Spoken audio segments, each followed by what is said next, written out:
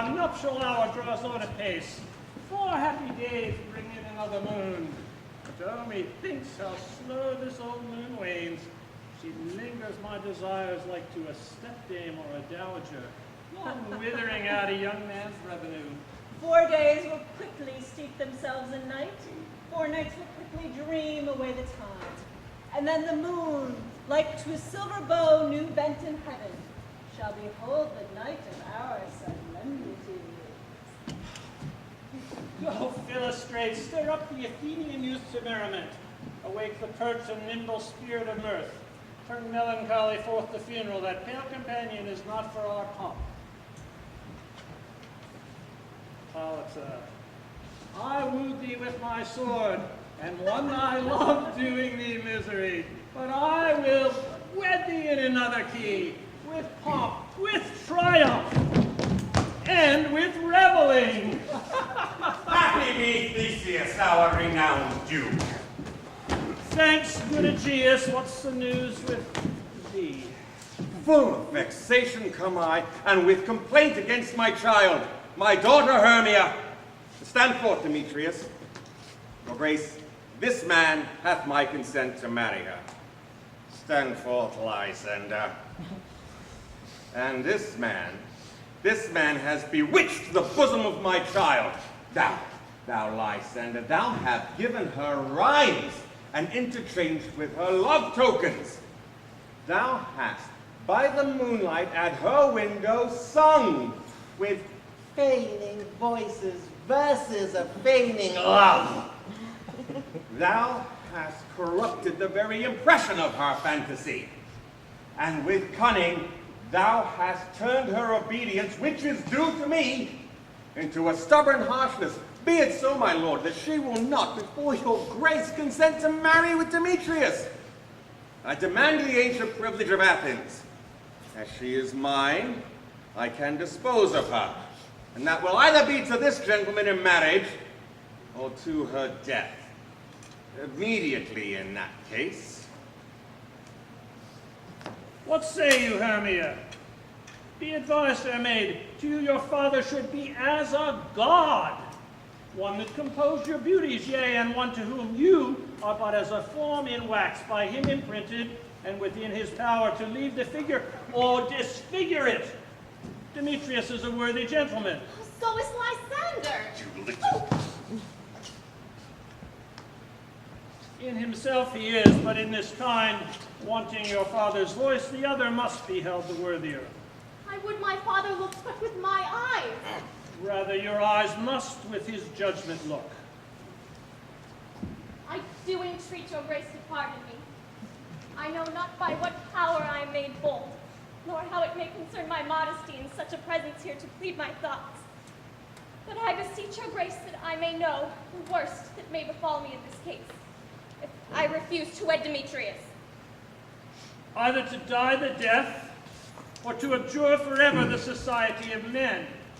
Therefore, fair Hermia, question your desires, know of your youth, examine well your blood, whether if you yield not to your father's choice, you can endure the livery of a nun. No! Silence! Or I to be in shady cloister mute, to live a barren sister all your life, chanting faint hymns to the cold, fruitless moon.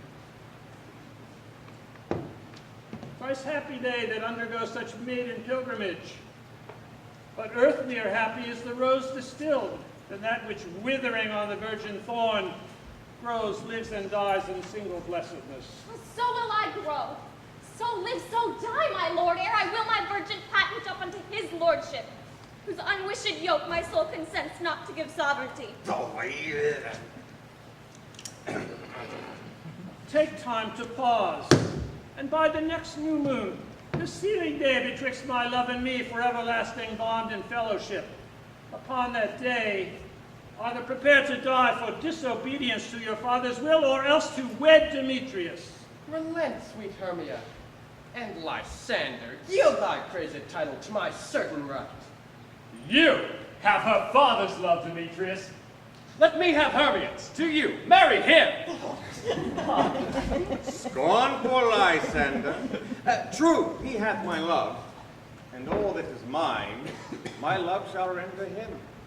And she is mine, and all my right to her, I do estate unto Demetrius. I am, my lord, as well derived as he, as well possessed. My love is more than his. My fortunes every way is fairly ranked, if not with vantage, as Demetrius. Huh? And which is more than all these boasts can be, I am beloved of beauteous Hermia.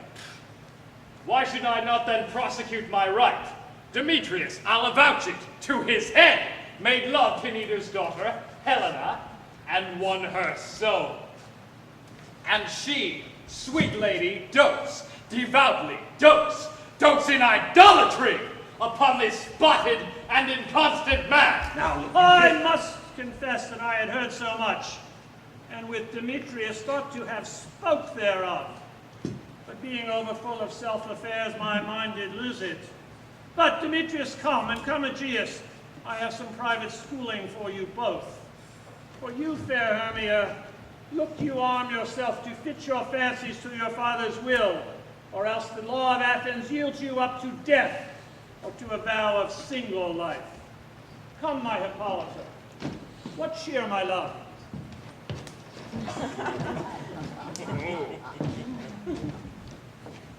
Demetrius and Aegeus, come along. I have some private business for you both. with duty and desire we follow you.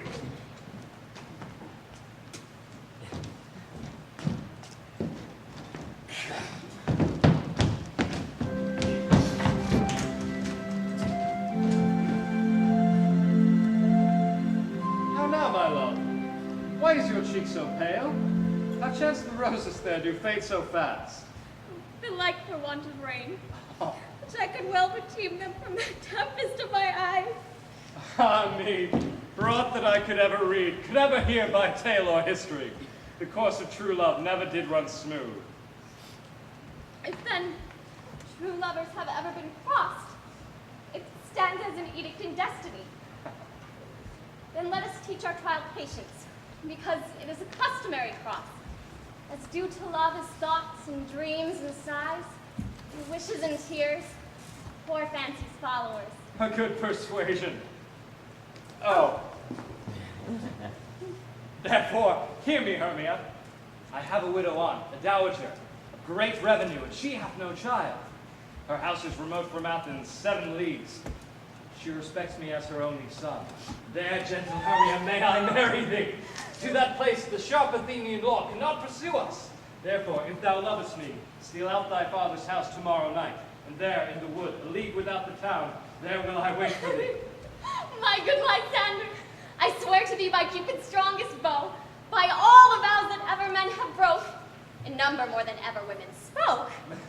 In that same place thou hast appointed me, tomorrow